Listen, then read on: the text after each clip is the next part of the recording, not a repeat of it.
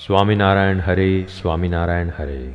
સંવત 1876ના વૈશાખવદી એકાદશીને દિવસ સ્વામી શ્રી સહજાનંદજી મહારાજ શ્રી ગઢડા મધ્યે દાદા ખાચરના દરબારમાં શ્રી વાસુદેવ નારાયણના મંદિર આગળ લીમડાના વૃક્ષ હેઠે ઢોલિયા ઉપર વિરાજમાન હતા અને પીળા પુષ્પના હાર કંઠને વિશે વિરાજમાન હતા અને સર્વે શ્વેત વસ્ત્ર ધારણ કર્યા હતા અને પોતાના મુખારવિંદની આગળ મુનિ તથા દેશ દેશના હરિભક્તની સભા ભરાઈને બેઠી હતી. પછી સુરા ખાચરે પ્રશ્ન પૂછ્યો છે, જેના કુળમાં ભગવાનનો એક ભક્ત થાય તો તેના 71 પર્યા ઉદ્ધરે છે એમ કહ્યું છે, અને તેના ગોત્રમાં કેટલાક તો સંતના ને ભગવાનના દ્વેષી પણ હોય ત્યારે તેનો કેવી રીતે ઉદ્ધાર છે. પછી શ્રીજી મહારાજ બોલ્યા છે, જેમ કરદમ ઋષિનો દેવહૂતિએ પતિબુદ્ધિએ કરીને પ્રસંગ કર્યો હતો તો પણ કરદમ ઋષિને વિશે સ્નેહ હતો તો એનો ઉદ્ધાર થયો. અને માંધાતા રાજાની દીકરીઓ 50 તે સૌભરી ઋષિનું રૂપ જોઈને વરીઓ તેને કામનાએ કરીને સૌભરી વિશે હેત હતું તો તે સર્વેનું કલ્યાણ ઋષિના જેવું થયું.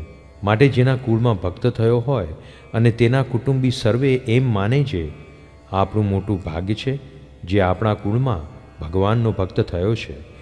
એવી રીતે ભક્તનું મહાત્મ્ય સમજીને હેત રાખે તો તે સર્વ કુટુંબીનું કલ્યાણ થાય.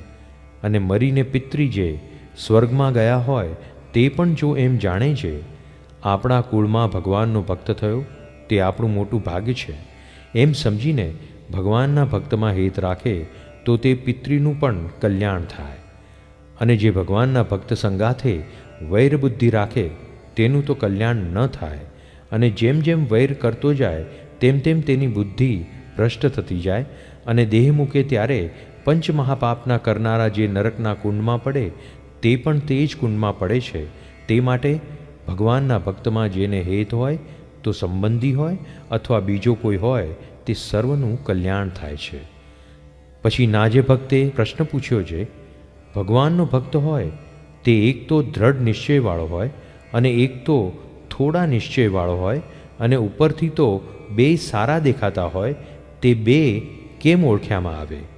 પછી શ્રીજી મહારાજ બોલ્યા છે, જેને આત્માના સ્વરૂપનું યથાર્થ જ્ઞાન હોય અને દ્રઢ વૈરાગ્ય હોય અને ભક્તિને સ્વધર્મ પણ પરિપૂર્ણ હોય તેનો નિશ્ચય પરિપૂર્ણ જાણવો.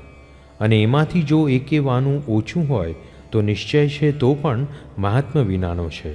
અને તે 4 વાના સંપૂર્ણ હોય તે મહાત્મ્ય સહિત ભગવાનનો નિશ્ચય જાણવો.